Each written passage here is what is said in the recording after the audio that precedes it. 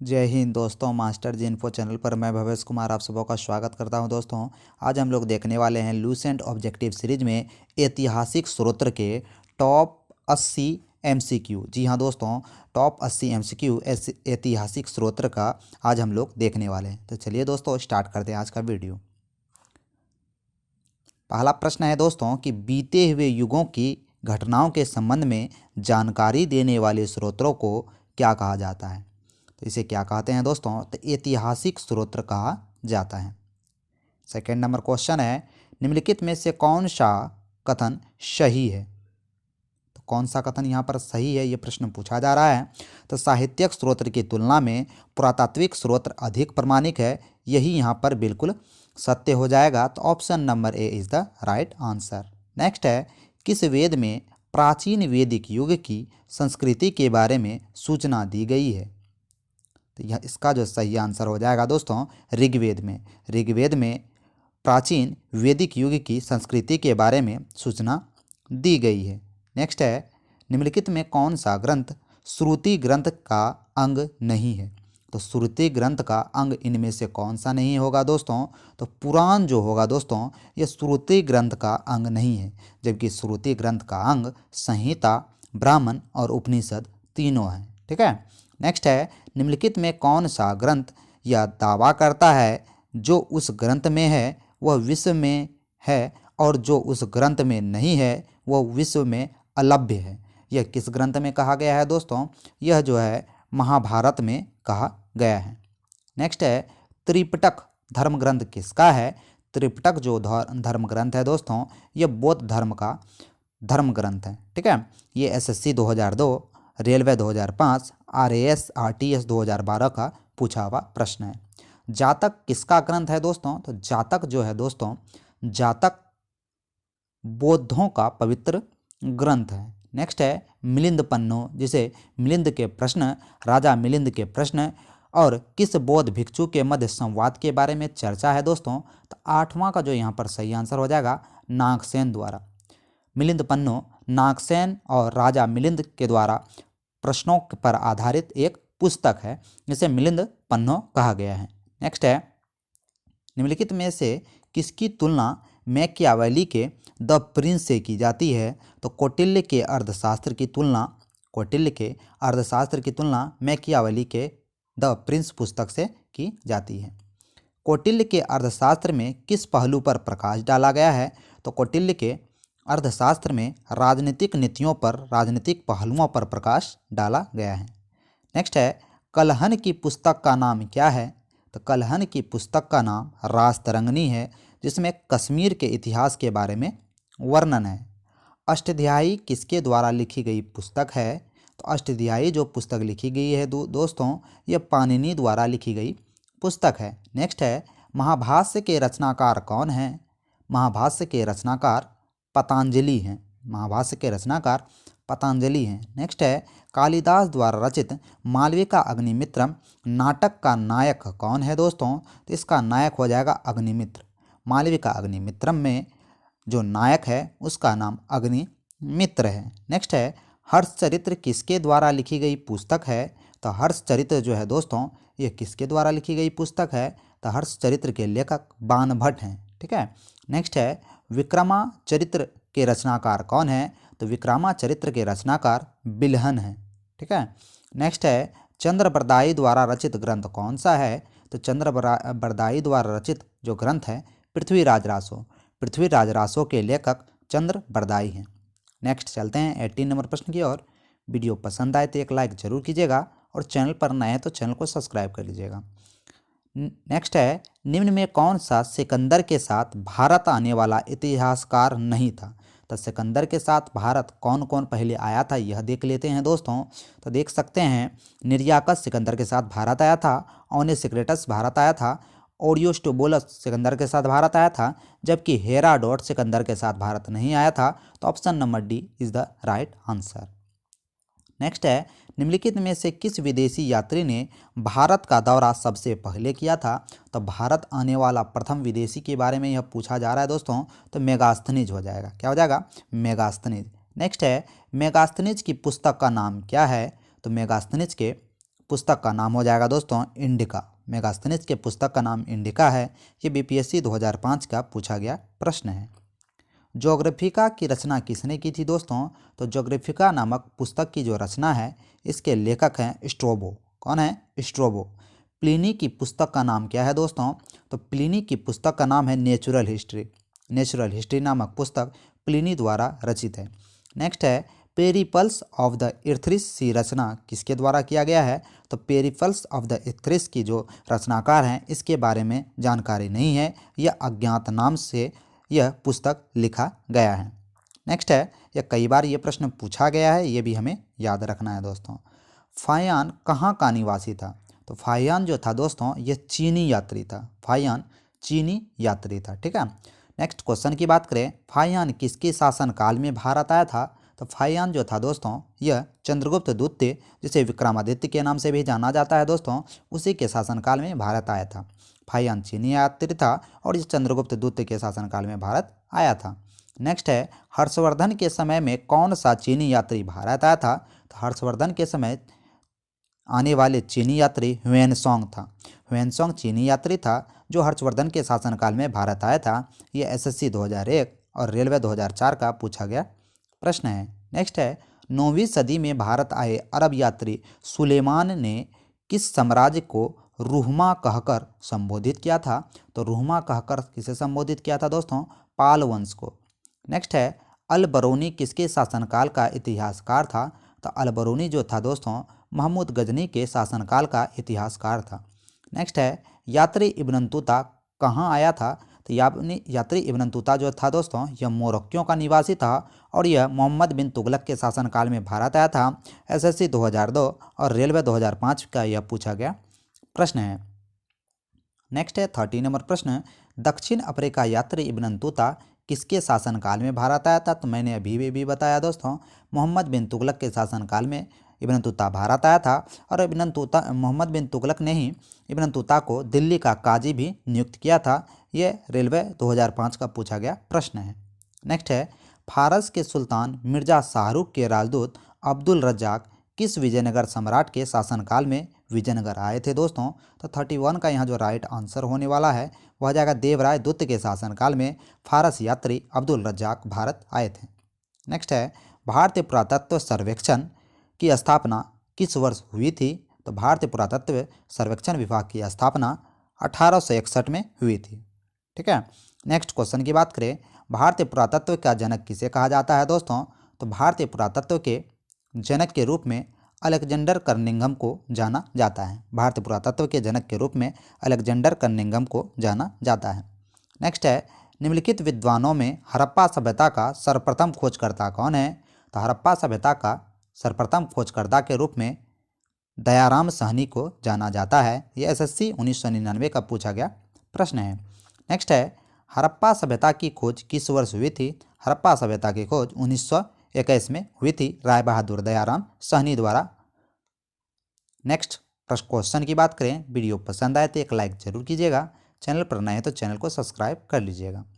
36 number प्रश्न है, सिंधु घाटी सभ्यता की खोज निकालने में जिन दो भाइयों का नाम जुड़ा हुआ है वह कौन से हैं? तो 36 का जो यहाँ पर राइट आंसर होने वाला है दोस्तों दयाराम साहनी और राखल दास बनर्जी। दयाराम साहनी और राखल दास बनर्जी। नेक्स्ट क्वेश्चन की बात करें, हड़प्पा एवं मोहनजोदड़ो की पुरातात्विक खुदाई के प्रभारी कौन थे? तो इनके पुरातात्विक खुदाई के प्रभारी थे सर जॉन मार्शल। हड़प्पा और मोहनजोदड़ो की पुरातात्विक खुदाई के जो प्रभारी कौन थे? Sir John Marshall. ठीक है। नेक्स्ट क्वेश्चन की बात करें, न्यूमोसेमेटिक्स क्या है दोस्तों? तो न्यूमोसेमेटिक्स जो है ये सिक्कों एवं धातुओं का अध्ययन है। नेक्स्ट है, एशिया माइनर स्थित बोगाज कोई का महत्व किस लिए है दोस्तों? तो इसका जो महत्व है वहाँ से जो अभिलेख प्राप्त हुए हैं उनमें 4 वैदिक देवताओं का वर्णन है जिनमें इंद्र, वरुण, मित्र और नासत्य का उल्लेख मिलता है। तो एशिया माइनर स्थित बोगज कोई अभिलेख में 4 वैदिक देवताओं का वर्णन है, इंद्र, मित्र, वरुण और नासत्य का, इसीलिए यह चर्चा में है और यह बीपीएससी 1994 और जेआरएफ 2012 का पूछा गया प्रश्न है। 40 नंबर प्रश्न है, अशोक के शिलालेखों को पढ़ने वाले प्रथम अंग्रेज कौन थे? तो अशोक के शिलालेखों को पढ़ने वाला प्रथम अंग्रेज जेम्स प्रिंसेस था। ठीक है, बीपीएससी 2008, एसएससी 2012 में पूछा गया यह प्रश्न है। अशोक के अधिकांश अभिलेख किस भाषा व लिपि में लिखे गए थे दोस्तों?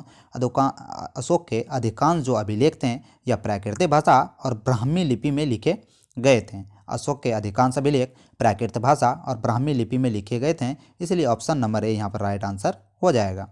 नेक्स्ट है, कहाँ से अशोक के द्विभाषी यानी कि ग्रीक एवं अरमाइक अभिलेख प्राप्त हुए हैं? तो 42 का जो राइट आंसर होने वाला है शेर ए कुना कंधार में। शेर ए कुना कंधार में, जो कि अफगानिस्तान में पड़ता है दोस्तों, वहाँ से अशोक के द्विभाषी अभिलेख प्राप्त हुए हैं। ग्रीक एवं अरमाइक लिपि में यह लिखा गया अभिलेख है। नेक्स्ट है, अशोक के मनसहेरा जो कि पाकिस्तान में है एवं शहबाजगढ़ी जो कि पाकिस्तान में है से प्राप्त अभिलेखों में किस लिपि का प्रयोग किया गया था?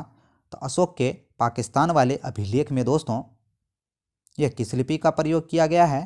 तो ये खरोष्टी लिपि का प्रयोग किया गया है। अशोक के मानसेरा और शहबाजगढ़ी जो कि वर्तमान में पाकिस्तान में है दोस्तों, इन दोनों शिलालेखों पर खरोष्टी लिपि का प्रयोग किया गया था। नेक्स्ट है, प्राचीन भारत में कौन सी एक लिपि दाईं से बाईं लिखी जाती थी? तो दाईं से बाईं और लिखी जाने वाली जो लिपि है दोस्तों उसे कहते हैं खरोष्टी लिपि। दाईं से बाईं और लिखी जाने वाली लिपि है खरोष्टी लिपि। नेक्स्ट है 45 नंबर प्रश्न है, हेलियोडोरस का बेसनगर अभिलेख संदर्भित है? तो हेलियोडोरस का बेसनगर जो अभिलेख है यह किसे संदर्भित है दोस्तों? तो यह केवल वासुदेव से संदर्भित है। नेक्स्ट है, निम्नलिखित में कौन सा अभिलेख कलिंग नरेश खारवेल से संबंधित है? कलिंग नरेश खारवेल से संबंधित जो एकमात्र अभिलेख है हाथी गुफा अभिलेख, जो तिथि रहित अभिलेख है। ठीक है। नेक्स्ट है, सर्वप्रथम भारत में विशुद्ध संस्कृत भाषा में लंबा अभिलेख किस राजा के द्वारा लिखा गया था? तो 47 का जो यहाँ पर राइट आंसर हो जाएगा दोस्तों सक्छत्रप रुद्रदामन प्रथम द्वारा।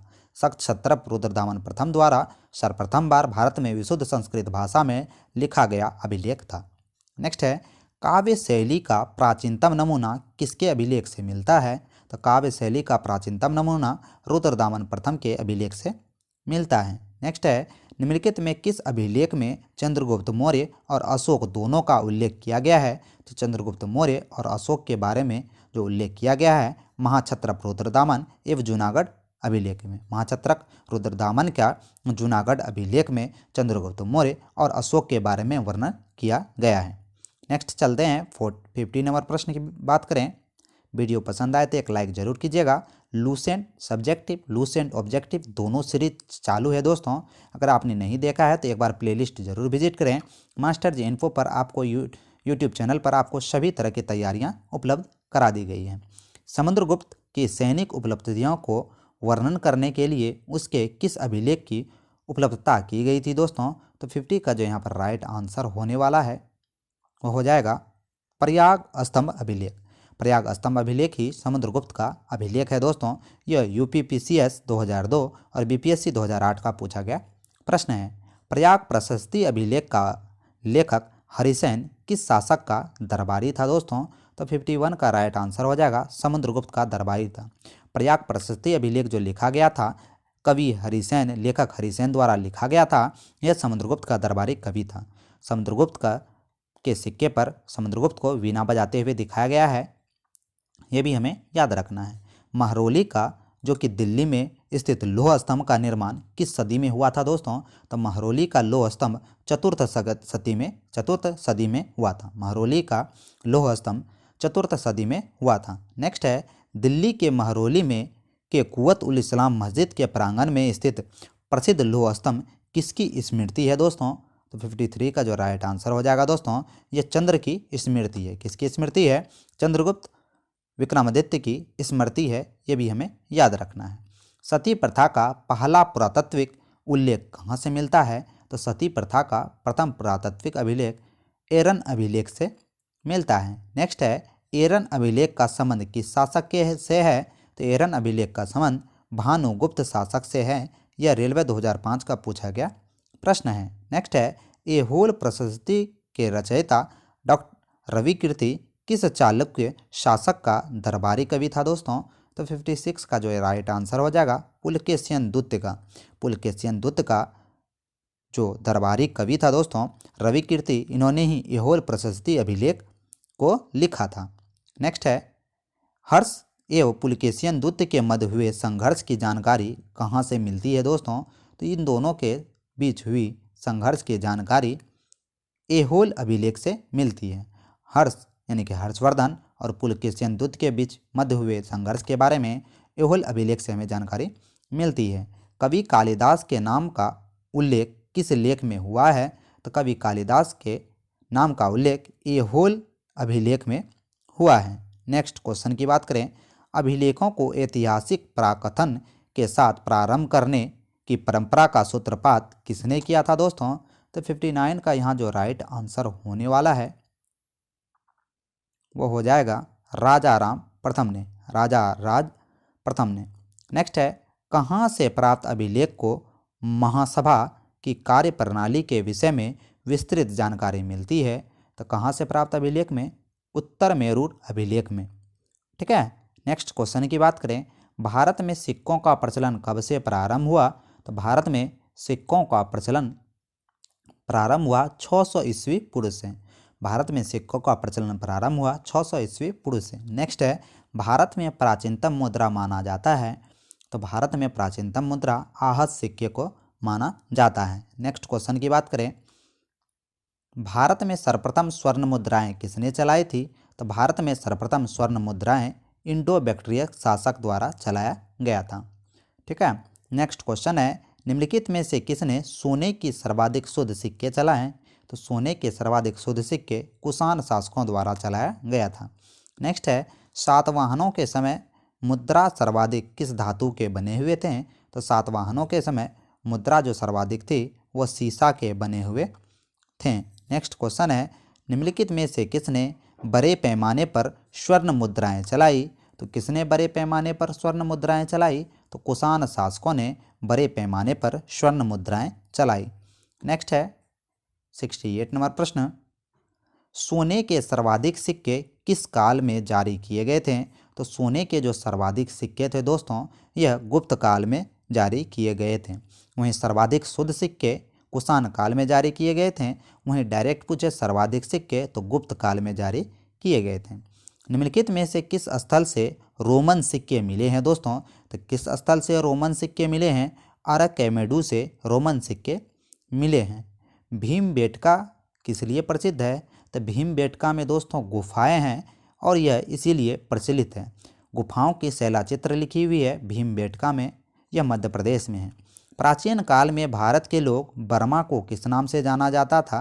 तो प्राचीन काल में बर्मा को स्वर्ण भूमि के नाम से जाना जाता था। नेक्स्ट है, अंकोरवाट का मंदिर कहाँ स्थित है? तो अंकोरवाट का जो मंदिर है यह कंबोडिया में स्थित है। रेलवे 2004 का पूछा गया प्रश्न है। प्लिनी की मूल कृति नेचुरल हिस्ट्री किस भाषा में लिखी गई है? तो नेचुरल हिस्ट्री की भाषा जो है दोस्तों यह लेटिन भाषा है। नेक्स्ट है, चाचनामा सिंध का इतिहास है और मूल रूप से यह किस भाषा में लिखा गया है? तो चाचनामा जो है सिंध का इतिहास है और यह मूल रूप से किस भाषा में लिखा गया है? तो यह अरबी भाषा में लिखा गया है।